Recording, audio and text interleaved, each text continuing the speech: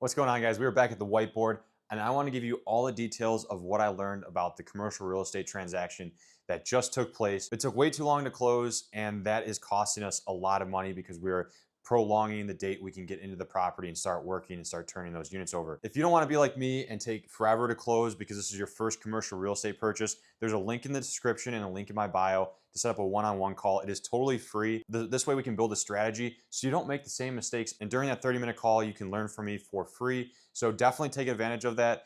And if you're just getting into real estate, maybe going to purchase your first single family or multifamily property, there's a school community in the description and the bio. So make sure you click those links and join them. And then also, if you want to set up a call, you're more than welcome to. But let's get right into it. All right, so this is a 20-unit commercial multifamily property, fully occupied. It is distressed, so it needs a good manager to get into, and that's kind of a few of the problems that we ran into. If you go to another one of my videos, which I'll link in the description, I talk about how the first lender slammed us with a bunch of reserves. I'm going to talk about that today too, because it was a great learning experience. And we could have prevented that easily if we just knew what we were looking for. So again, hopefully this provides insight for you guys. And if you do get value out of this video, you like it in any way, please like and subscribe to the channel. It means a lot for me, helps me to grow, helps you guys to grow because I can provide better content for you. So we signed this purchase agreement. Well, first we signed the LOI. That was beginning of February. So LOI signed, this is the letter of intent. Yeah, so this starts the due diligence process.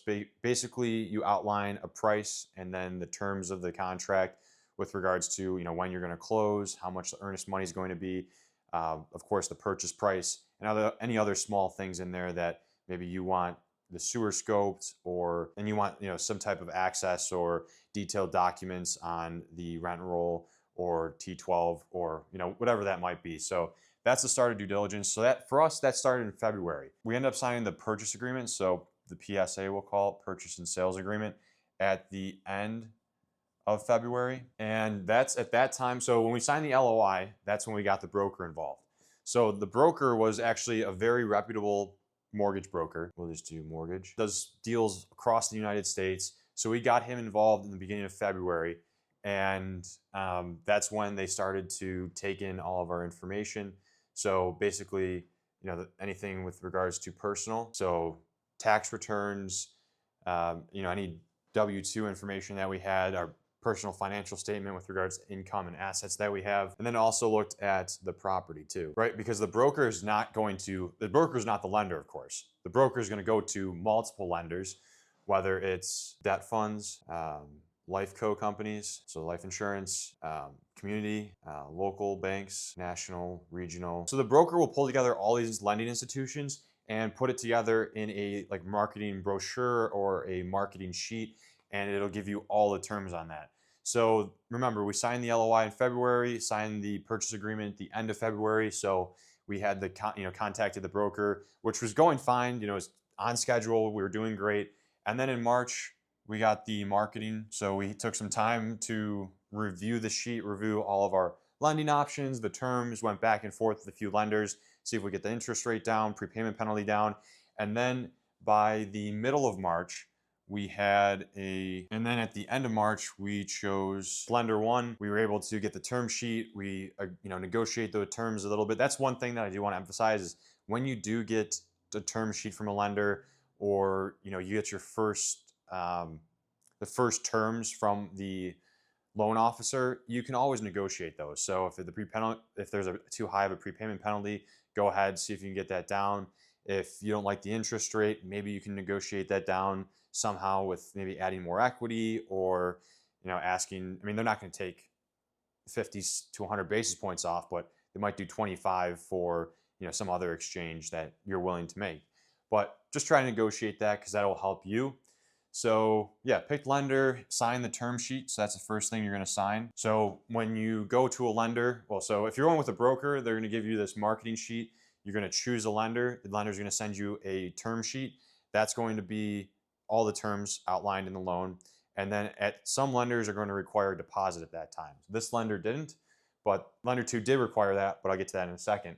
So pick the lender, sign the term sheet, everything's looking good. The broker has all of our information, so they just sent that over to lender one. But the lender is going to ask questions about all of your personal financial statements and your tax returns, the property. So for example, they asked to see rent rolls, and not just dated ones that the broker had, the real estate broker, but the lender wanted up-to-date ones. So the real estate broker had to go back to the owner of the property and ask for updated rent roll. One thing that lender one pointed out was the evictions that were taking place. So, wanted to confirm that those were going to be executed before we took over the property. So everything up to March was going great. We had everything lined up. This is pretty consistent with what a normal deal looks like. Then we get into April. So lender's still asking us questions about, our personal financials and the property. And I think by April, we had all of that pretty much, beginning of April, we had all of that to them.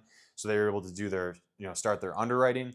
And then in the beginning of April too, the beginning of April, they requested the third-party reports. So this lender here went out and sourced those third-party reports, which are for the appraisal, phase 1, and the property condition report. So these are all your third-party reports for the commercial properties. So those were all requested beginning of April, which gave us a lot of time to close even in May. Ordering in the beginning of April gave us a lot of time to close even in May, but these third-party reports take 3 to 4 weeks in order to get it scheduled, go to the property, and then have the report created.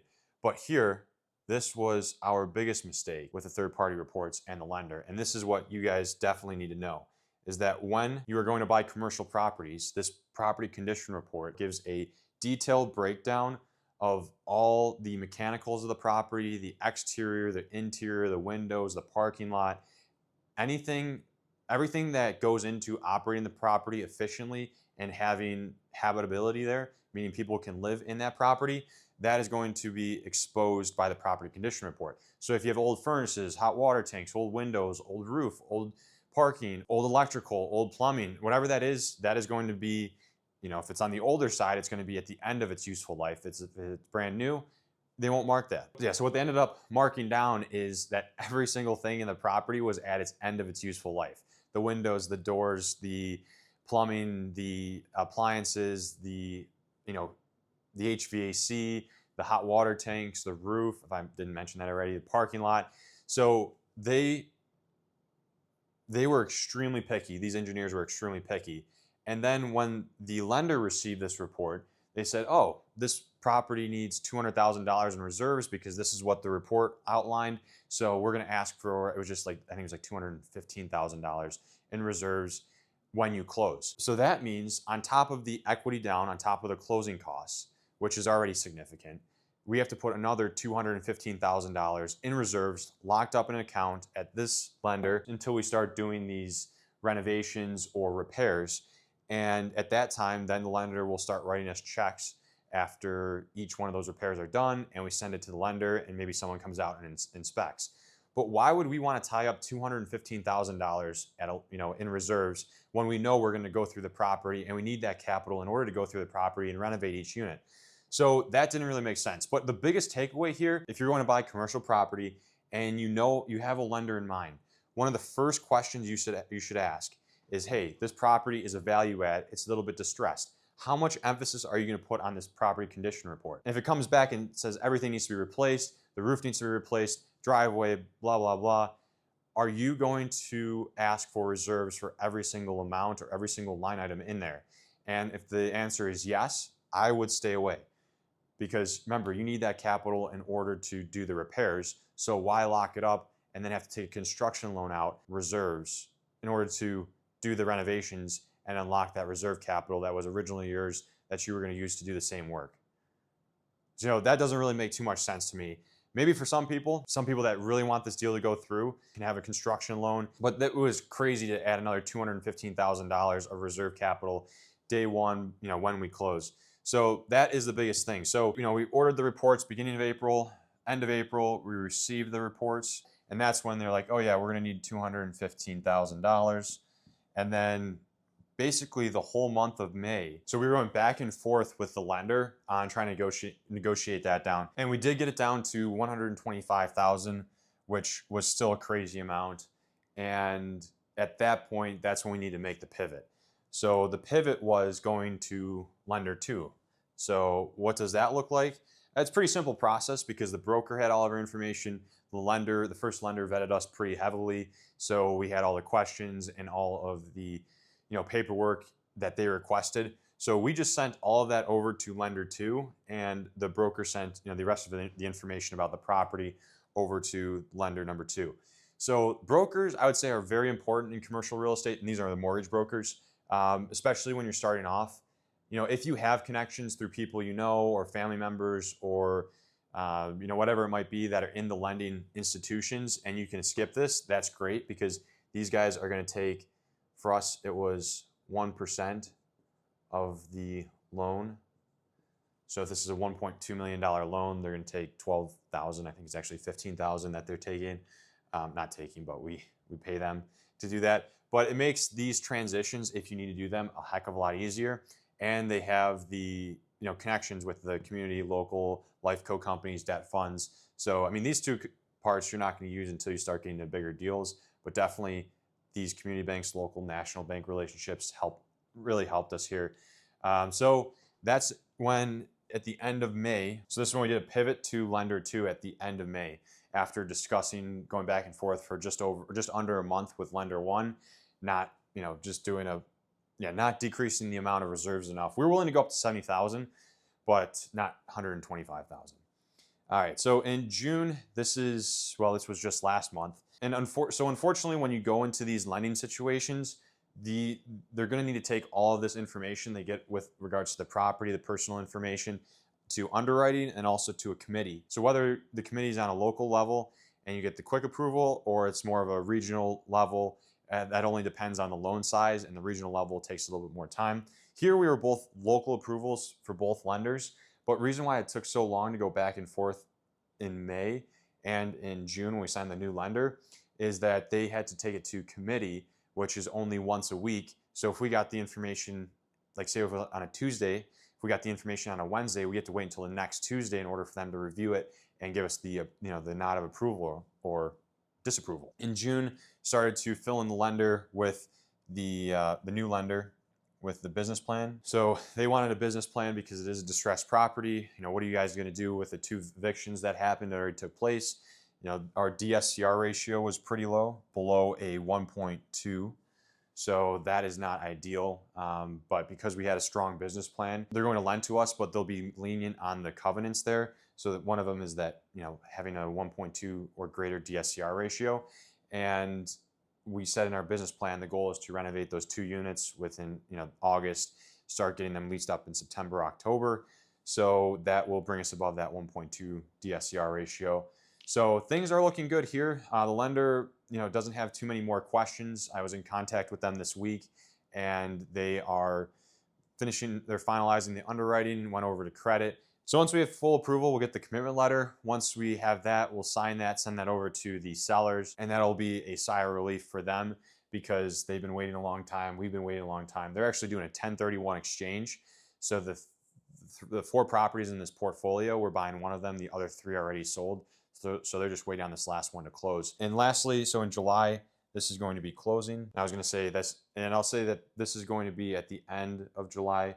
So as you can see, this took a crazy amount of time, but if I could do this over again, and I emphasize this to you guys, that make sure if you're buying commercial properties and you get a property condition report, ordered from the third party, make sure that lender is not going to take that for gospel, because if that comes back really bad, like it did for us, they're going to stick it to us with regards to the amount of reserves at closing. And that's what wasted basically the whole month of May. We had the commitment letter, for us to sign at the end of April, but we didn't want to sign it because we didn't want to put 215 down. So the whole month of May was basically a waste. The whole month of June is a waste because that was us going to lender two and getting the lender two familiar with our financial standings and the properties. So we could have closed on this probably middle of May. What is that, a month and a half? So basically right now when I'm recording this video, we could have had those 2 units renovated and leased up, but now we don't because of a little mistake that we learned and I'm sharing with you guys so you don't have to go through the same thing. So if you guys are scaling your portfolio, whether it's into commercial or residential, Don't waste the time and money learning it by yourself. Take someone that has the experience, whether it's a partner, whether it's me, whether it's someone in your community that you can relate to, and you can ask questions about, how does this purchase work? What should I do? What shouldn't I do? So if you want to talk to me, there's that link in the description and in the bio. Make sure you click it, set up a time, and we can build a strategy so you don't have to waste time and money like I did here. And you can be on the process to adding value and refinancing a lot quicker than I am on this project. Yeah, so that's all I have for you guys today. And again, if you're just starting off, there's that school community in the description and the bio. There's a free course on there as well that we're building up right now. And then also it's just like-minded investors. So you're able to use them and communicate with them on that community. So I look forward to seeing you guys there or on the one-on-one calls. And I will talk to you guys soon.